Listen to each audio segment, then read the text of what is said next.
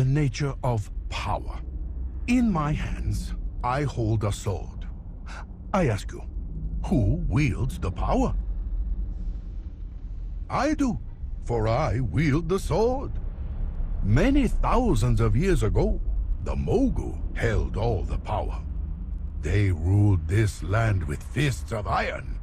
But as their empire grew, they needed a way to police and control it. They used the powers of the Veil and their own flesh-warping magics to twist and shape a race of ferocious lizards into a living weapon. They created an army of Sorok, bloodthirsty savages created to enforce the will of the Emperor. But there is a problem with creating a living weapon. Do you see? Who now wields the power? The heartless Sorok, even with their tiny lizard brains, soon realized the truth of their position. They killed the enemies of the Mogu. Then, they killed the subjects of the Mogu. Soon, they started killing the Mogu themselves. The Mogu Emperor then ordered all of the Sorok to be purged. He tried to wipe out their entire race, to no avail. They still plague Pandaria to this day. So you see, power is easily taken, but should not be lightly given.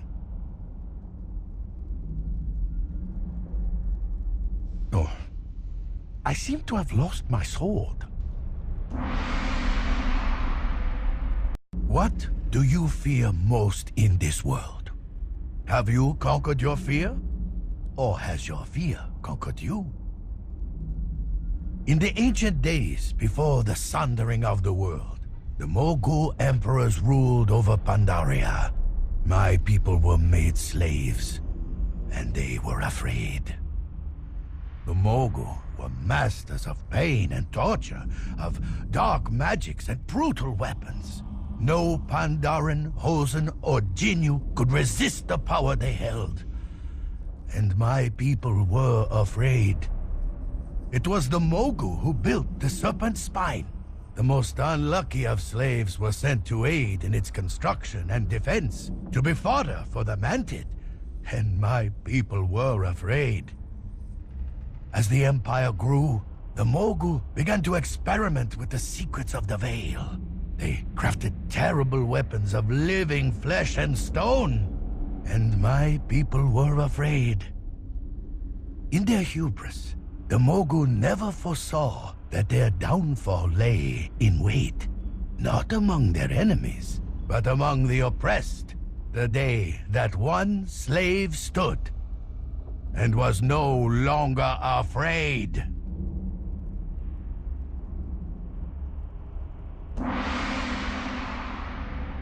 Great events often have humble beginnings. Consider a quiet pond. Still, the water is like a sheet of glass.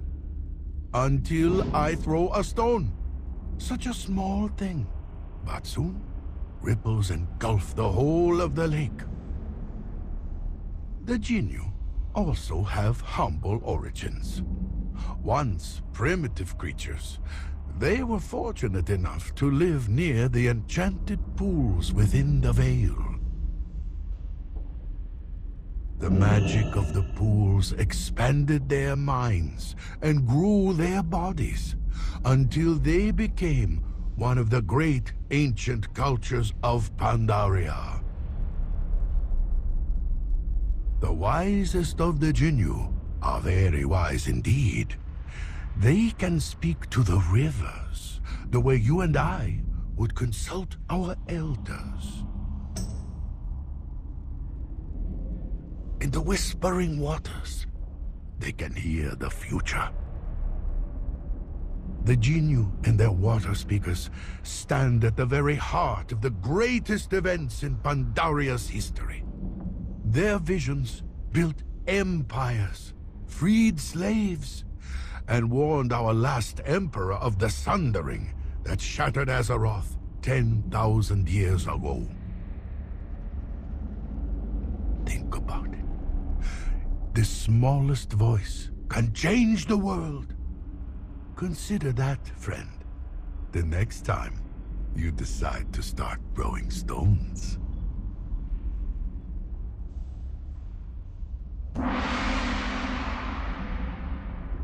Oh, my student, you wish to study the Mantid? Ah, be warned, the Pandaran frontier is littered with the graves of former pupils. The Mantid are harsh teachers. Every generation, the Mantid swarm the Serpent Spine Wall in great numbers. They murder many Pandaran, so we kill many times their number in return. Yet each generation, they attack once more. Why do they do this? We Pandaran do not know. Our ancient writings indicate that the Mantid have always been here. They predate even the Mogu. Where did they come from? We Pandaran do not know. Perhaps if you were to befriend the Mantid and earn a reputation among them, they would teach you their secrets, but I warn you, nobody has ever befriended the Mantid. Here is what the Pandaran do know. By massacring our people, by slaughtering tens of thousands of Pandaran, generation after generation, they have taught us the value of life. A precious but fleeting gift, easily snuffed out in an instant. This is what the Mantid have taught us.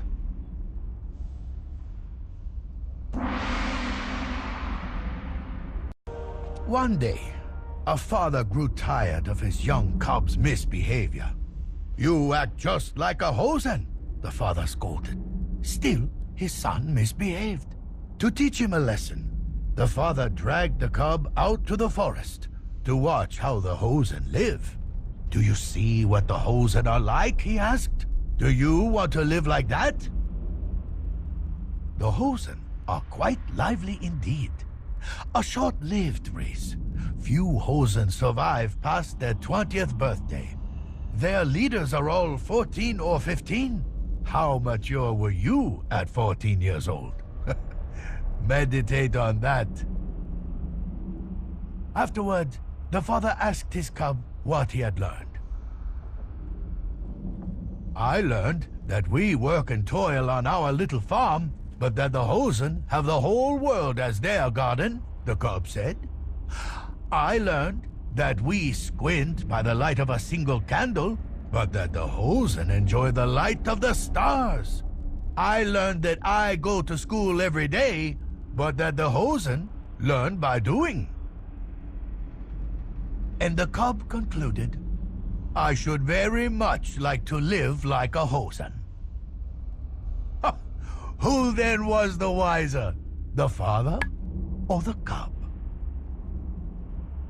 That, my friend, is for you to decide.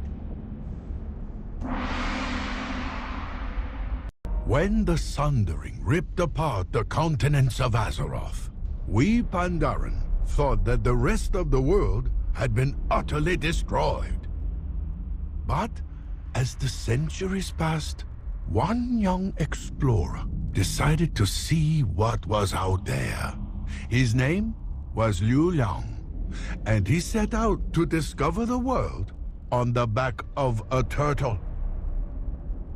We celebrate his bravery with statue and song, but if you were actually there, on the beach that very day, well, I'm sure he looked quite silly indeed.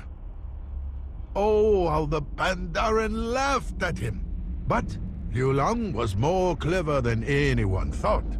Sea turtles always return to the beach where they were born.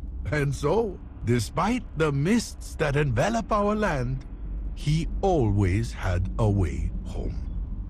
Every few years, he returned, with tales of mysterious cities in the sand, nomadic people living on endless grassy plains, a great empire under the ice, and a magical kingdom gilded in gold.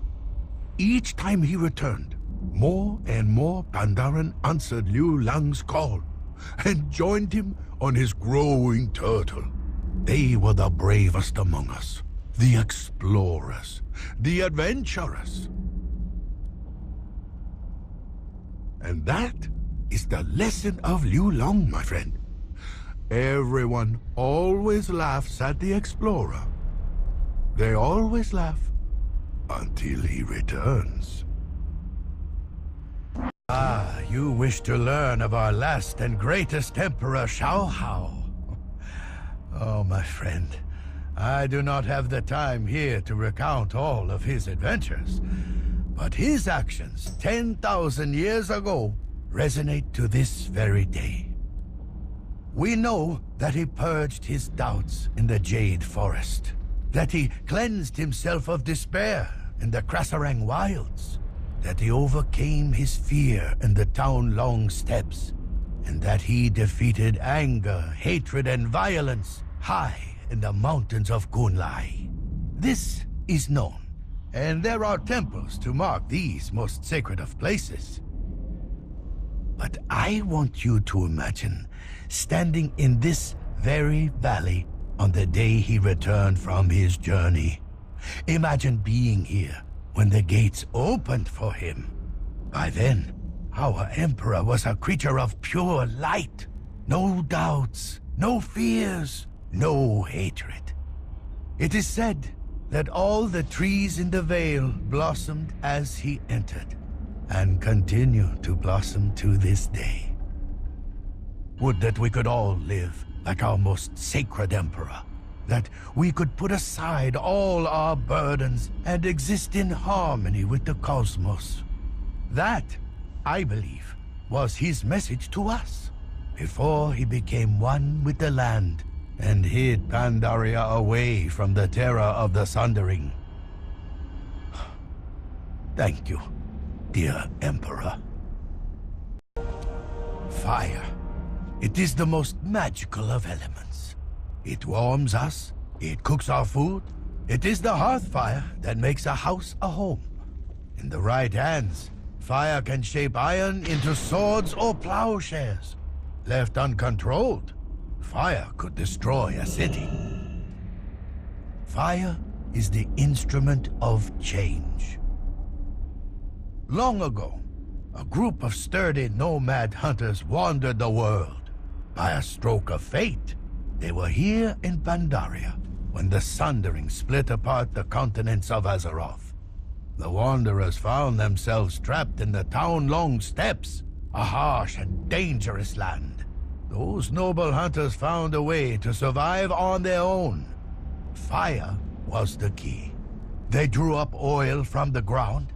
They used it to heat their homes, cook their food, and burn their enemies. They grew strong. From the flames of fate, the Yongol were born. They survived beyond the wall, for they refused to submit to any law but their own. Has fate been cruel to the Yongol? You may as well ask if fire is good or bad. Fate is like fire. It can shape us, or it can destroy us. All that matters is what you do with it.